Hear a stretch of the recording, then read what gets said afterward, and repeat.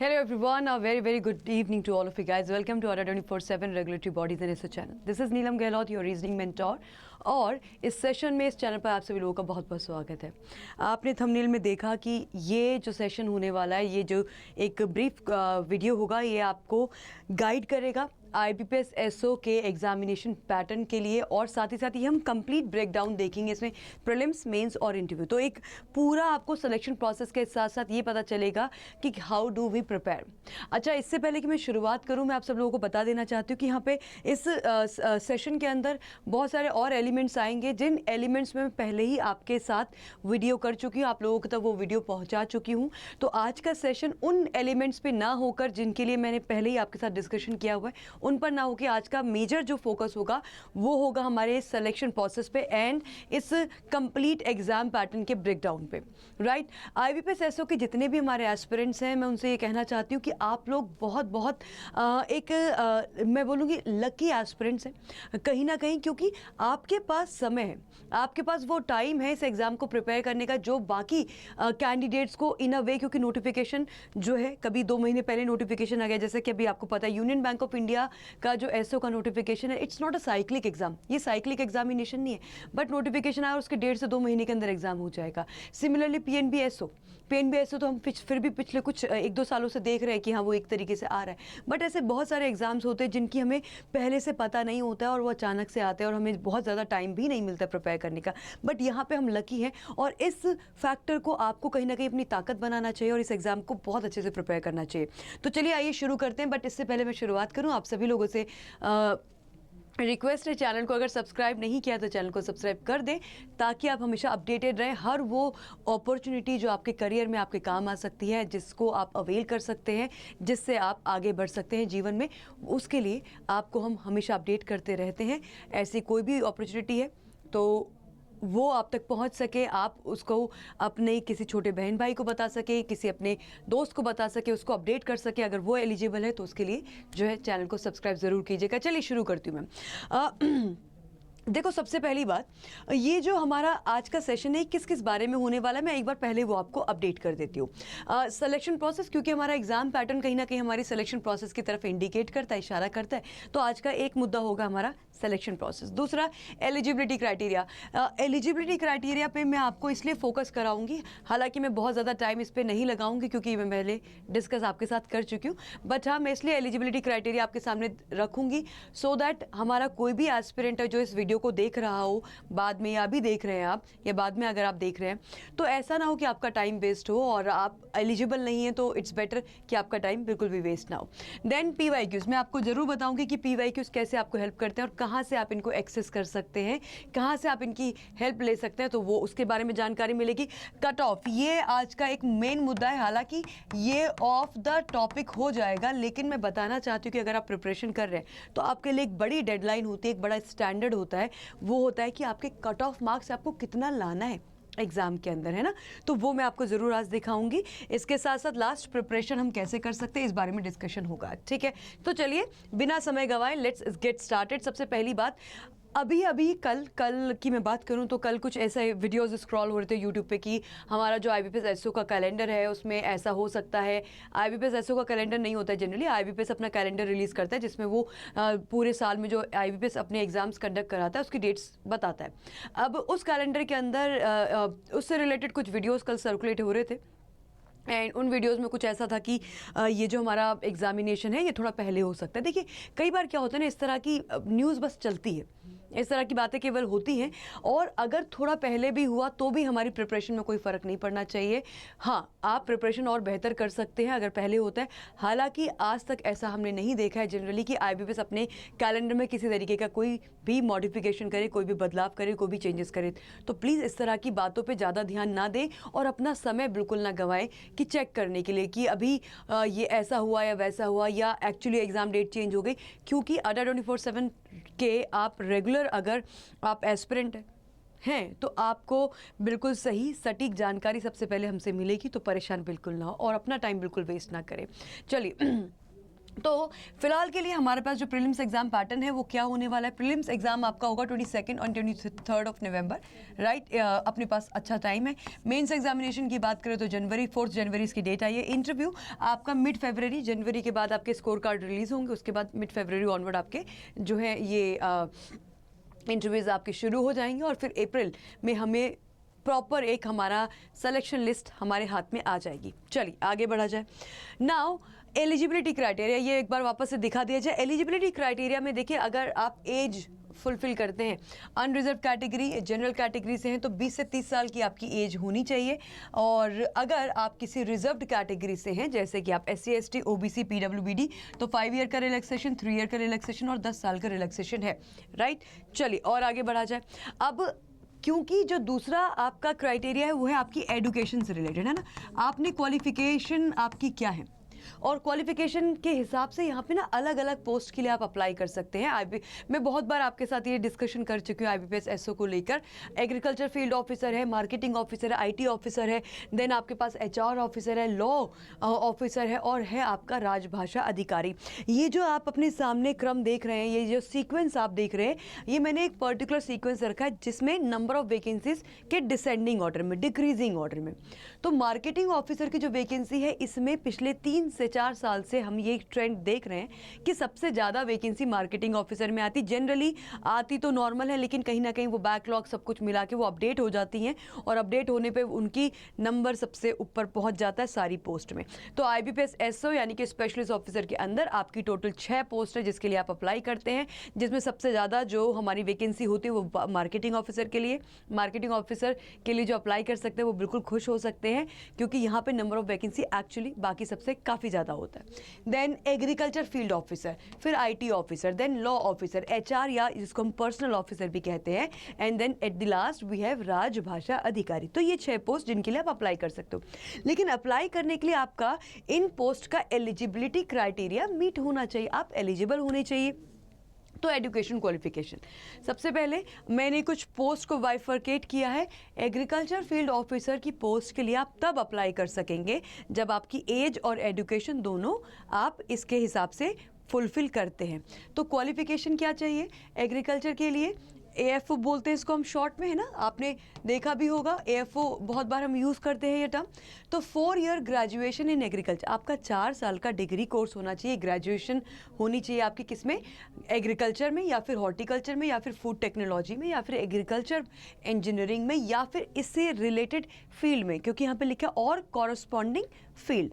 और इसके साथ साथ अगर मैं बात करूं आपकी IT ऑफिसर, ये जो आपका सिलेक्शन होगा तो ये स्केल 1 जॉब है, ठीक है। हमारे डिफरेंट स्केल होते हैं, उसी के हिसाब से आपकी सैलरी वगैरह भी होती है।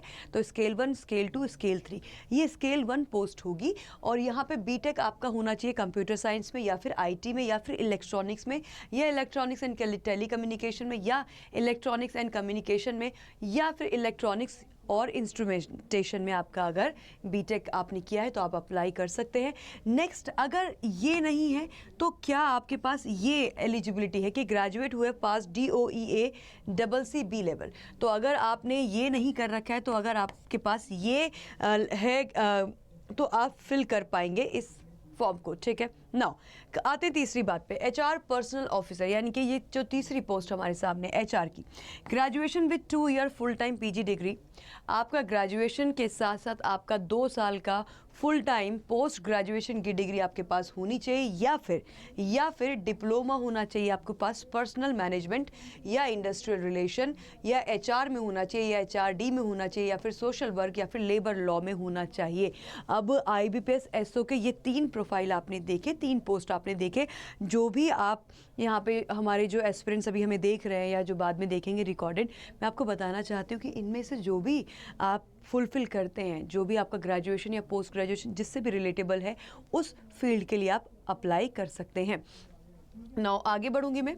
आगे बढ़ने पर आप देखिए यहाँ पे आता है अपना दूसरा मार्केटिंग ऑफिसर। मार्केटिंग ऑफिसर के लिए आपने क्या किया होना चाहिए? आपने graduation with a 2 year full time degree graduation कर रखी हो, जिसमें कि आपके पास 2 साल की PG यानी कि पोस्ट ग्रेजुएशन की डिग्री हो, MMS में यानी कि मार्केटिंग में, या फिर आपने MBA कर रखा है MBA का स्पेशलाइजेशन भी आपका मार्केटिंग, देन या फिर आपने कर रखा है PGDBA, PGDBM, PGPM और PGDM with a specialization in marketing. तो हर जगह पे आपको एक बहुत क्लियर सी बात बोली गई है कि स्पेशलाइजेशन इन मार्केटिंग, इसका ध्यान रखिएगा। देन लॉ ऑफिसर, ये भी बहुत सॉट आफ्टर पोस्ट है, इसके लिए भी बहुत सारे कैंडिडेट्स हैं जो अप्लाई करते हैं लॉ ऑफिसर के लिए। इसके दो बड़ी चीज़ें हैं, दो क्राइटेरिया हैं।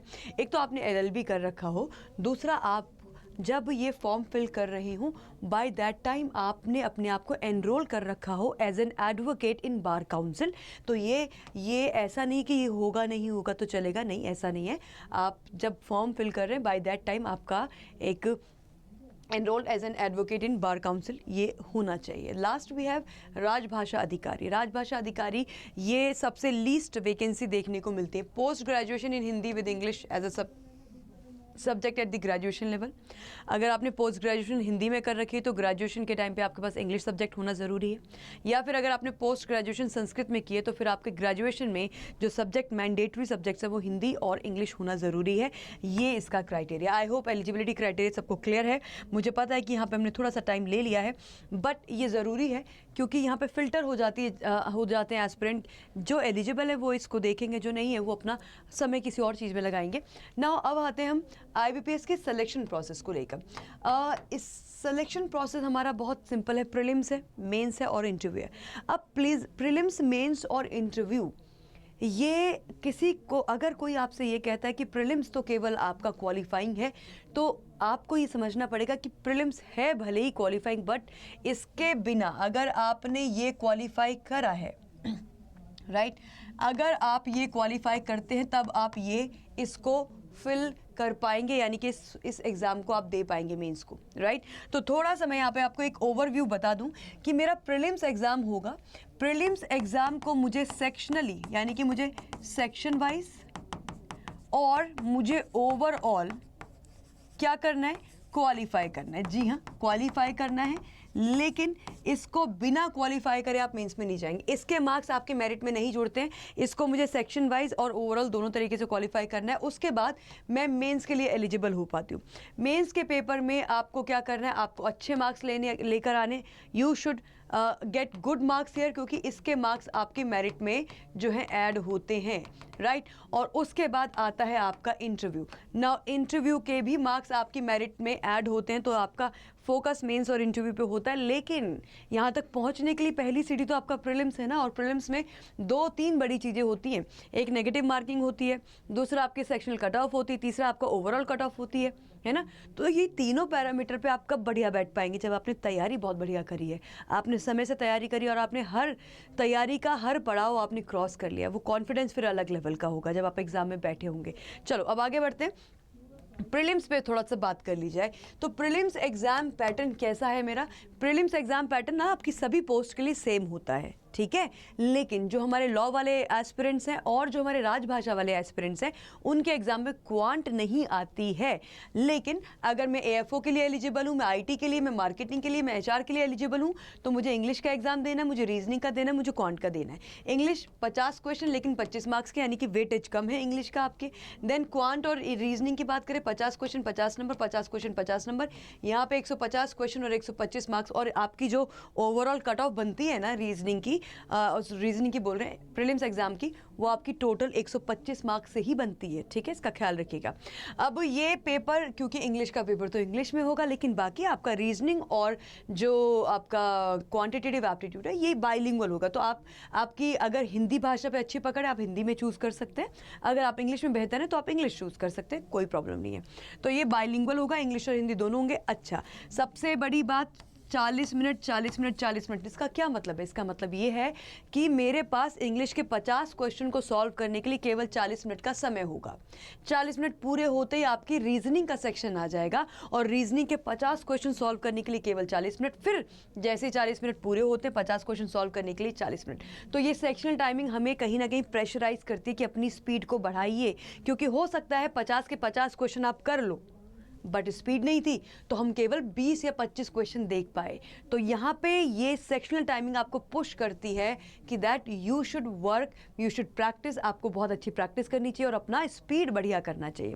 फिर दूसरी बड़ी जानकारी क्या है, वो ये कि नेगेटिव मार्किंग है ना, पेपर में अपने नेगेटिव मार्किंग है, इस बात का भी ख्याल रखोगे। चलो मैं अब आगे लेके चलती हूँ आपको। यहाँ पे ना इंग्लिश, ये है लॉ भाषा वाले एस्पिरेंट का, तो जिन्होंने लॉ दिया है, लॉ के लिए अप्लाई करेंगे या जो राजभाषा के लिए अप्लाई करेंगे, चेंज केवल यहाँ पे आएगा। जो बाकी हमारा इससे पहले वाला पैटर्न था उसमें इसकी जगह पे क्या थी, क्वांट थी, यहाँ पे क्वांट ना होके यहाँ पे आपके पास आ जाएगी general awareness with special reference to banking industry. तो बैंकिंग इंडस्ट्री को रेफर करते हुए यहाँ पे मेजर जो पढ़ाई करनी है आपको वो बैंकिंग इंडस्ट्री के लिए करनी है। पैटर्न आपका वही सेम है कि 50-50-50 क्वेश्चन, इंग्लिश के 25 मार्क्स, बाकी 50-50 मार्क्स ये इंग्लिश में ही होगा, ये बाइलिंगुअल है, और 40-40 मिनट। तो एवरीथिंग इज सेम, बस जो हमारे लॉ वाले एस्पिरेंट्स हैं, जो हमारे राजभाषा वाले एस्पिरेंट्स हैं, उनके एग्जाम में क्या होगा कि उनके एग्जाम में क्वांट ना आकर 50 मार्क्स क्वांट के ना के वो किसके आएंगे, वो आएंगे जनरल अवेयरनेस के। तो आपको डे 1 से इसको बहुत अच्छे से कर लेना चाहिए, क्योंकि ओवरऑल कट ऑफ क्लियर करने में ये आपको हेल्प करेगा। अब हम आ जाते हैं किस पे, इसके जैसा कि मैंने स्टार्टिंग में बताया कि जो कट ऑफ होंगी ना, ये कट ऑफ हमारी ओवरऑल और सेक्शनल दोनों होने वाली है। प्रीलिम्स एग्जाम की बात हो रही है, ठीक है, प्रीलिम्स एग्जाम की हम बात कर रहे हैं कि मुझे सेक्शनल कट ऑफ भी क्लियर करनी है, मुझे ओवरऑल कट ऑफ भी क्लियर करनी है। अब आपका एक डाउट आ सकता है कि मैम क्या हो सकती है कट ऑफ। तो देखो, आपके पास एक सब्जेक्ट इंग्लिश था, है ना, आपके पास एक सब्जेक्ट था इंग्लिश। मैं एक बार थोड़ा सा एक आइडिया दे दूँ आपको। इंग्लिश था, एक सब्जेक्ट आपका रीजनिंग था, एक सब्जेक्ट आपका क्वांट था, और लॉ वालों के लिए क्या था, लॉ वालों के लिए जनरल अवेयरनेस था, ठीक है। यहाँ पे तो डिफरेंस है। इंग्लिश आपकी यहाँ पे हर किसी के जो मार्क्स थे, या यहाँ पे 50 क्वेश्चन इंग्लिश में है, मैं इधर ही लिख देती हूँ। इंग्लिश में आपकी कट ऑफ जो जाती है वो 10 से 12 मार्क्स जाएगी, ठीक है। 20, ये मैं स्टैंडर्ड मार्क्स लिख रही हूँ, इसको एग्जैक्ट कट ऑफ के साथ मैच ना करें आप। ये मैं आपको एक आइडिया दे रही हूँ कि आपको इस लेवल पे अपने आप को प्रिपेयर कर लेना, इतना कर लोगे तो आप सेफ हो, आप परफेक्टली सेफ हो, ठीक है। तो मैं मैक्सिमम लिख देती हूँ आप लोगों के लिए। तो इंग्लिश में अगर आप 12 मार्क्स तक लेकर आ रहे हैं, आउट ऑफ कितने, आउट ऑफ 25 मार्क्स, तो आप अच्छा कर रहे हैं, क्योंकि 25 नंबर का ही होता है। अच्छा, रीजनिंग तो 50 मार्क्स की होती है। रीजनिंग की जो कट ऑफ आप मैक्सिमम देख सकते हैं वो आपकी 10 to 15 मार्क्स होती है, और अगर आप इतना यहाँ पे लेकर आ पा रहे हैं आउट ऑफ 50, तो आपका काम बन जाएगा, मतलब सेक्शनल निकल जाएगी। क्वांट की मैं बात करूँ तो यहाँ पे थोड़ा ग्राफ हमारा नीचे जाता है, जीए का ग्राफ थोड़ा ऊपर हो जाता है, क्वांट का थोड़ा अलग हो जाता है, तो मैं इसको इंडिविजुअली ना लिख के अलग अलग लिखूंगी।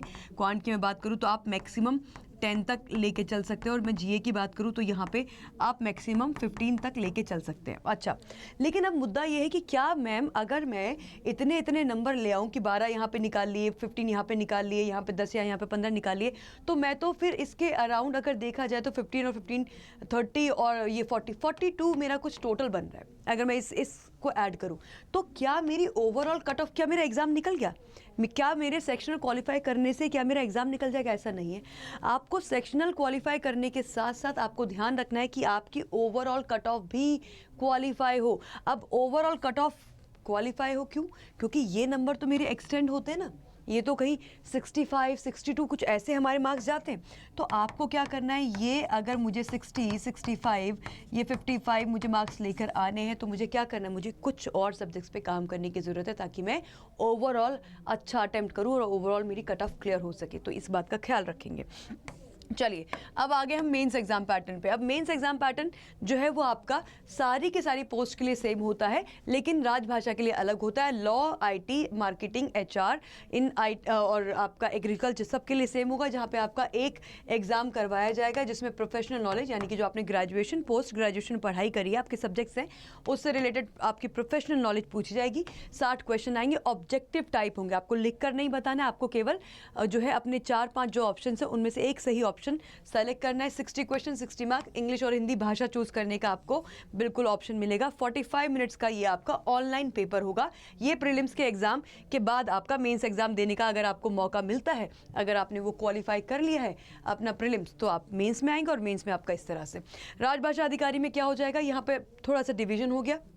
जो ऑब्जेक्टिव पेपर है आपका वो 45 क्वेश्चंस आएंगे, और यहाँ पे क्योंकि राजभाषा अधिकारी का काम क्या होगा, कम्युनिकेट करना, है ना। तो कम्युनिकेशन के लिए आपका बोलना और आपको अपने आप को अभिव्यक्त करना, प्रेजेंट करना, दोनों बहुत अच्छे से आना चाहिए। तो राजभाषा अधिकारी के लिए एक डिस्क्रिप्टिव पेपर भी होता है, यहाँ पे 2 क्वेश्चन आते हैं, ऐसे या लेटर आपसे पूछा जा सकता है। टोटल 60 मार्क्स है। ये इंग्लिश हिंदी चूज़ कर सकते हैं, इंग्लिश या हिंदी आप चूज़ कर सकते हैं, 30 मिनट्स और ये भी 30 मिनट्स। अब एक चीज़ जिस पे आपको बहुत ध्यान देना चाहिए वो आपके सामने ये है कि आपके पास पेनल्टी है। पेनल्टी यानी कि आपने अगर कोई क्वेश्चन गलत किया है तो रॉन्ग आंसर के लिए आपको 1/4 पेनल्टी यहाँ पे लगेगी, यानी कि 1/4 नेगेटिव मार्किंग हमारे इस एग्ज़ाम में देखने को मिलती है। नेगेटिव मार्किंग आपको पुश करती है कि आप एक्यूरेट हों, आपकी एक्यूरेसी अच्छा होना ज़रूरी है। एक्यूरेसी कैसे सही होती है? प्रैक्टिस करने से। कोई ऐसा नहीं कि आपने आज प्रैक्टिस करना शुरू किया, आज ही आपके सारे क्वेश्चन करेक्ट हो जाएंगे। धीरे धीरे धीरे धीरे आप प्रैक्टिस करते रहोगे, आपकी एक्यूरेसी बनती चली जाएगी और इसी तरीके से प्रैक्टिस करते करते आपकी स्पीड भी इम्प्रूव हो जाएगी। ठीक है, चलिए अब यहाँ पे आपके दिमाग में एक डाउट आ रहा होगा कि मैम तो फिर मेरी फाइनल मेरिट सिलेक्शन कैसे होगा, वो बताते हैं। Marks obtain in the online main examination and only will be considered for the short listing of interview and also for final merit listing. अब आपने प्रीलिम्स का एग्जाम दिया, उसको सेक्शन वाइज हर सब्जेक्ट को आपने क्लियर करा और ओवरऑल आपने अच्छे नंबर लाए, तो आपका वो पूरा का पूरा प्रीलिम्स क्वालिफाइड माना गया। अब अगर आपने प्रीलिम्स क्वालिफाई कर लिया तो आपको मेंस देने का मौका मिलेगा। मेंस के नंबर ही डिसाइड करेंगे कि आपको इंटरव्यू देने का मौका मिलेगा या नहीं मिलेगा। और फाइनली जैसे मैंने बताया कि मेंस के मार्क्स और आपके इंटरव्यू के मार्क्स, यानी कि मेंस और इंटरव्यू के मार्क्स मिलकर आपकी फाइनल मेरिट बनेगी और आपका सिलेक्शन होगा। ठीक है, ये बात भी ध्यान रखिएगा। चलिए अब आगे बढ़ते हैं। जैसे कि यहाँ पे मैंने लिखा, देखो कैसे ये सेलेक्ट करते हैं आप लोगों को। यहाँ पे total marks allotted for interview are 100। एक तो 100 नंबर का मेरा इंटरव्यू है ना, 60 नंबर का मेंस था, यहाँ पे 100 नंबर का आपका इंटरव्यू है। तो मेंस हो गया आपका 60 मार्क्स का, इंटरव्यू हो गया आपका कितने 100 मार्क्स का।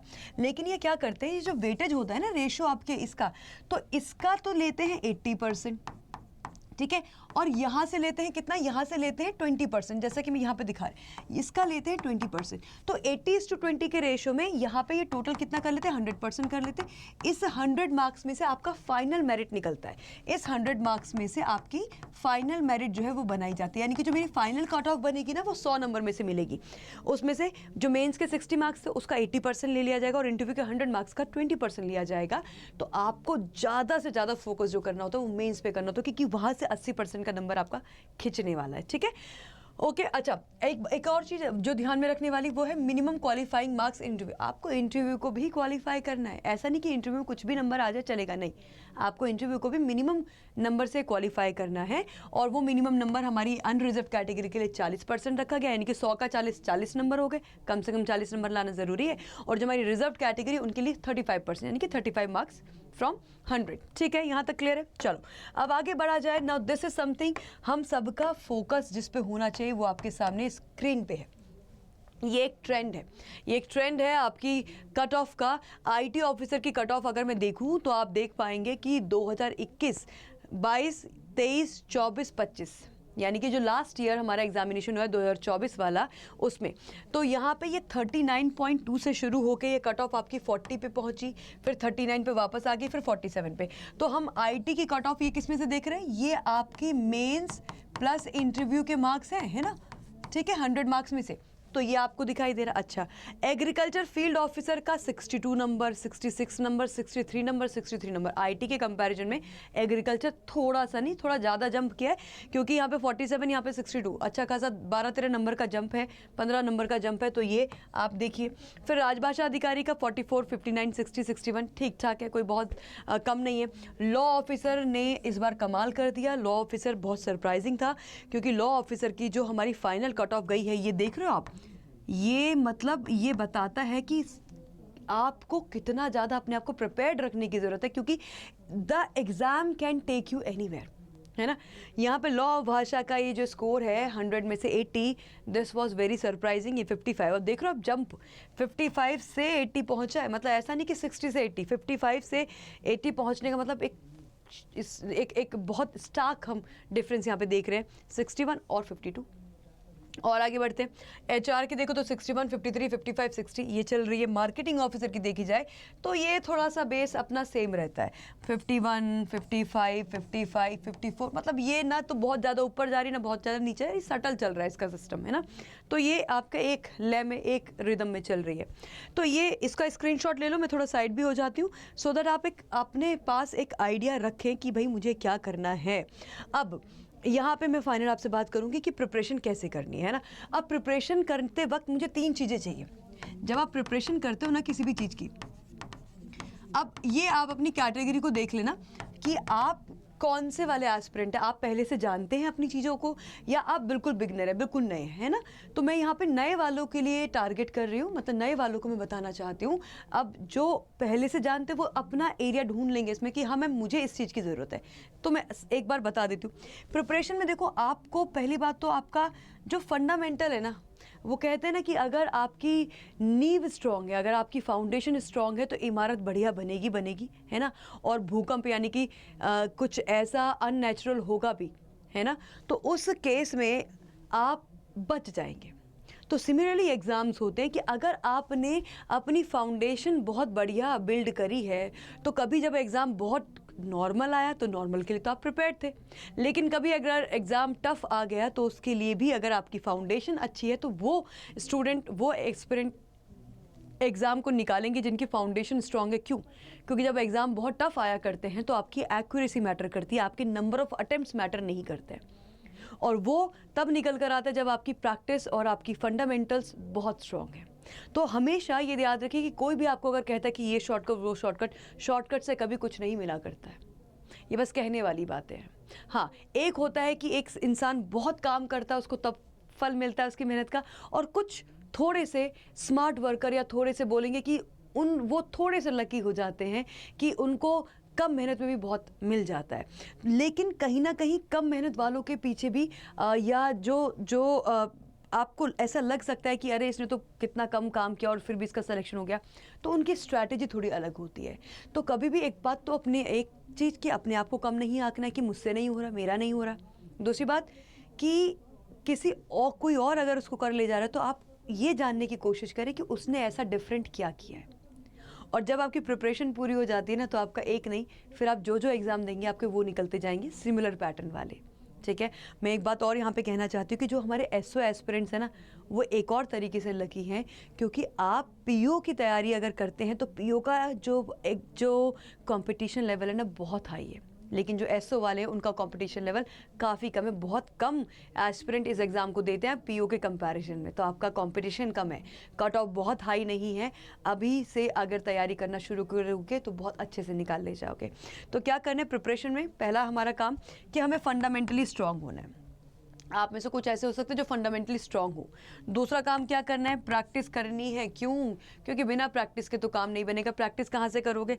प्रैक्टिस करोगे आप टेस्ट सीरीज से। और तीसरी चीज़ क्या है? तीसरी चीज़ है कि मुझे मॉक लगाना है, मुझे अपनी गलतियाँ, मुझे अपना मैं क्या बेस्ट कर रहा हूँ, क्या मेरे पोर्शन बहुत स्ट्रांगली मेरे कंप्लीटेड हैं, क्या मेरे पोर्शन है जहाँ पे मुझे अभी और काम करने की ज़रूरत है, ये मुझे मेरा मॉक बताएगा। और मॉक नहीं, मॉक के बाद किया गया एनालिसिस बताएगा। ठीक है, आई एम श्योर आप में से बहुत सारे भी ग्रेजुएशन या तो कर रहे हैं या कर चुके हैं या आसपास करके 1 आध साल हुआ है, कुछ ऐसे ही एस्पिरेंट इस एग्ज़ाम के लिए एलिजिबल हैं, या जिन्होंने पीजी कर लिया है। अगर मैं कुछ पोस्ट की बात करूं तो अगर आप हमारी इसमें मदद चाहते हैं तो ये सारे कोर्सेज आपके 5 मई को शुरू हो रहे हैं। 5 मई को आपके ये सभी कोर्सेज शुरू हो रहे हैं, एचआर, लॉ, आईटी और मार्केटिंग के। अगर आप चाहें तो इन बैचेस में ज्वाइन करके अड्डा के साथ तैयारी कर सकते हैं, और सभी मेंटर्स कौन कौन आपको पढ़ाने वाला है ये सारी डिटेल आपके बैचेस में लिखी रहती है। इसके साथ साथ जो कह रहे हैं कि मैम हमने इसकी तैयारी कर ली है, हमें केवल जो है प्रैक्टिस करनी है, तो प्रैक्टिस करने वालों को मैं बता दूं, फिर आपके पास कोई टेस्ट सीरीज़ पहले से बहुत अच्छी बात है, उस टेस्ट सीरीज़ को लगाइए। अगर आपके पास टेस्ट सीरीज़ नहीं है तो आप टेस्ट सीरीज़ ले सकते हैं अड्डा के प्लेटफॉर्म से। These test series are available, इनको लगाना शुरू कर दें। इसके साथ साथ मैं एक और चीज़ आपको बताना चाहूँगी गाइस कि बैंक महापैक, यानी कि ये जो जितने भी मैंने आपको बैचेस दिखाए हैं ये सभी बैचेस आपके अवेलेबल हैं। ये सारे के सारे बैचेस जो हैं वो आपके अवेलेबल हैं। किस पर? बैंक महापैक प्लस पर। और बैंक महापैक प्लस को अगर आप ज्वाइन करना चाहते हैं तो इस पर आज डिस्काउंट शुरू हो गया, शाम के 6 बजे से आपका डिस्काउंट लग गया है। तो इसमें आपको 79% का डिस्काउंट मिल रहा है, उसके साथ साथ 1% का आपको एक्स्ट्रा डिस्काउंट मिल जाएगा इसके एप्लीकेशन से। अब मुझे क्या करना है, यहाँ पे मैं IBPS की तैयारी कर पाऊंगी, SBI की कर पाऊंगी, RBI ग्रेड बी की, NABARD की, IRDAI के एंड मैनी मोर एग्जामिनेशन। आपको लाइव क्लास तो मिलेगी ही, लाइव क्लास के साथ साथ मिलेगी आपको यहाँ पे टेस्ट सीरीज़। और जैसा कि मैंने आपको बोला कि प्रीवियस ईयर क्वेश्चन पेपर भी आपको इस महापैक के अंदर ही मिल जाएंगे। आपको अलग से प्रीवियस ईयर क्वेश्चन पेपर लेने की बिल्कुल आवश्यकता नहीं, कोई ज़रूरत नहीं है, ठीक है। तो ये सारी चीज़ें आप लोगों को यहाँ पे मिलेंगी। अब ये बैंक महापैक अगर आप एक इंडिविजुअल बैच लेना चाहते हो आप वो भी ले सकते हो, या फिर अगर आपकी समझ ये कहती है कि कल के दिन शायद 6 महीने बाद मेरा छोटा भाई या बहन या मेरा कोई दोस्त है जो तैयारी कर सकता है, तो आप बैंक महापैक प्लस ले सकते हैं। उसका रीज़न ये है कि बहुत ज़्यादा आपकी कॉस्ट में डिफरेंस नहीं होगा, लेकिन यहाँ पे आप जैसा देख रहे हो कि 79% डिस्काउंट आपको मिल रहा है, डबल वैलिडिटी आप लोगों को मिल रही है, डबल वैलिडिटी के साथ साथ आपको 3 मंथ की एक्स्ट्रा वैलिडिटी मिल रही है। यूज़ द रेफरल कोड, और जब भी अगर आप इसको लेना चाहते हैं तो आप रेफरल कोड का इस्तेमाल कर लीजिएगा। आपकी स्क्रीन के नीचे भी चल रहा है और यहाँ पर भी आप लोगों के लिए लिखा है। जिनको नहीं पता है, जिनको नहीं मालूम है, वो ऐसा कर सकते हैं। उनके लिए मैं बता देती हूँ, आपको अड्डा 24/7 की एप्लीकेशन पे जाना है, जिसका लिंक हमने लगाया हुआ है कमेंट सेक्शन में और इसके डिस्क्रिप्शन में भी। अड्डा की एप्लीकेशन को आप ऑन करते हैं तो कुछ ऐसा इंटरफेस आपके सामने आता है और यहाँ पर आप चले जाइए रेगुलेटरी बॉडीज़ में। रेगुलेटरी बॉडीज़ में आप आएंगे तो ये है बैंक महापैक, और उसके साथ साथ यहाँ पर आपको दिखाई देगा आपका IBPS SO के यहाँ कोर्सेज में सेलेक्ट कीजिए। कोर्सेज में सेलेक्ट करने के बाद रेगुलेटरी बॉडीज़, ये है आपका बैंक महापैक, ठीक है। और बैंक महापैक के साथ साथ आपको यहाँ पे मिल जाता है, पहले मैं आपको कोर्सेज दिखा देती हूँ ताकि आप अकॉर्डिंगली आप चेक कर ले आपकी जो भी रिक्वायरमेंट है। तो IBPS SO के बैचेस की अगर मैं बात करूँ ये है IBPS SO के batches, these are the batches जो मैंने अभी आपको दिखाए हैं। सारे बैचेस अवेलेबल हैं, जैसा कि आप देख रहे हैं। आप यहाँ पे व्यू ऑल करेंगे तो आपको सभी बैचेस जो है यहाँ पे दिख जाएंगे। इसके साथ साथ ये सभी बैचेस, या आप किसी और एग्ज़ाम की भी तैयारी करना चाहते हैं, वो आपकी बैंक महापैक प्लस में भी मिलेगा। इस पर अगर आप क्लिक करेंगे, यहाँ पर ध्यान रखना ये 12 मंथ्स है सेलेक्टेड, आप 6 मंथ कर लीजिए, क्योंकि 6 मंथ जो है वो आपका वैलिड हो जाएगा 15 मंथ्स के लिए, क्योंकि आपकी वैलिडिटी जो है वो बढ़ा दी गई है ना। वैलिडिटी बढ़ा दी गई। डिस्काउंट कोड यहाँ पे लगाइएगा जिससे आपको मैक्सिमम डिस्काउंट मिल सके, Y651, और ये डिस्काउंट कोड लगाने पर अप्लाई कर देंगे। अप्लाई करने पे 5427, तो 5427। अब अगर आप इंडिविजुअल बैच भी लेते हैं तो वहाँ पे भी आपको कुछ 2300 2400 तक आपको शायद फ़ीस पे करनी होगी। अगर आप ये लेते हैं तो इससे आप 1-2 दोस्त मिलकर भी ले सकते हैं, भाई बहन भी मिलकर ले सकते हैं। तो ये आपको इसलिए मैं बता रही हूँ क्योंकि ये आपके लिए ज़्यादा फ़ायदे का सौदा है। इसमें आप ज़्यादा एग्जाम्स की तैयारी कर पाएंगे, साथ ही साथ टेस्ट सीरीज़ है। इसमें आपको लाइव क्लासेस तो मिलेंगी सभी एग्ज़ाम्स की, इसमें आपको टेस्ट सीरीज़ मिलेगी। अब टेस्ट सीरीज़ ना हमें ऐसा लगता है कि हमारे लिए काम की नहीं है, हम ले या ना ले बाद में ले लेंगे, बट आपको मैं बता दूं कि ये आपकी प्रिपरेशन का एक बड़ा मतलब एक बहुत मोस्ट इंपॉर्टेंट पार्ट है। इसको बिल्कुल भी मिस मत करिएगा। और साथ ही साथ इसमें आपको मिलेंगे previous year question paper, everything, और सभी बैचेस तो मिलेंगे। तो आप चूज़ कर सकते हैं as per your requirement. Referral code मैंने आपको बता दिया कि अगर आप इसको लेना चाहते हैं तो रेफरल कोड आप Y651 यूज़ कर लीजिएगा। ये आपके पूरे के पूरे 15 मंथ के लिए वैलिड हो जाएगा, ठीक है। चलिए इसी के साथ मैं सेशन को एंड करूंगी। Thank you everyone, thank you so much, take care and bye for now.